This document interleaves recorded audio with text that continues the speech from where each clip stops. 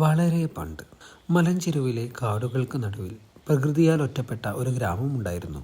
എന്നാൽ ഇന്ന് അവിടെ ആരുമില്ല. പക്ഷേ ഓർമ്മകളിൽ ഒന്നു മാത്രം ബാക്കിയുണ്ട്: ശപിക്കപ്പെട്ട ആൽമരം.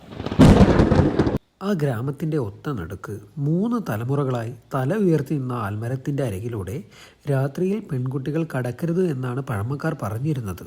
രാത്രികാലങ്ങളിൽ ആൽമരത്തിൻ്റെ കീഴിൽ നിഗൂഢമായ പല ശബ്ദങ്ങളും കേൾക്കാറുണ്ടെന്നും അവർ കൂട്ടിച്ചേർത്തു. പക്ഷേ മായ എന്ന പെൺകുട്ടി ഇതൊന്നും വിശ്വസിച്ചതേയില്ല. ധൈര്യവും സംശയവും ചേർന്നൊരു മനസ്സായിരുന്നു അവളുടേത്. ഒരു രാത്രിയിൽ അത് സംഭവിച്ചു. മായയുടെ അമ്മയെ കഠിനജ്വരം ബാധിച്ചിരിക്കുന്നു.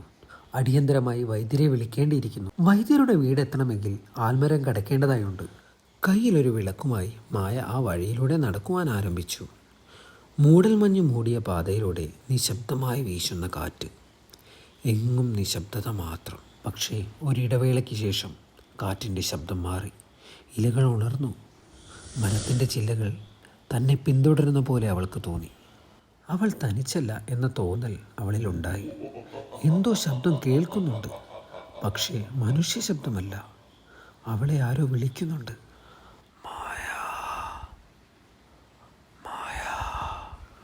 അവളുടെ ഹൃദയം നിശ്ചലമായി. കണ്ണുകൾ ഭീതിയാൽ നിറഞ്ഞു.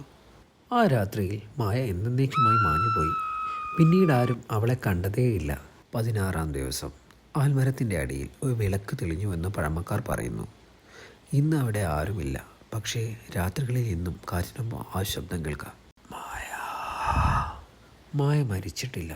പക്ഷേ മനുഷ്യരിൽ ഒരാളായി അവൾ പിന്നീട് തിരികെ വന്നതുമില്ല.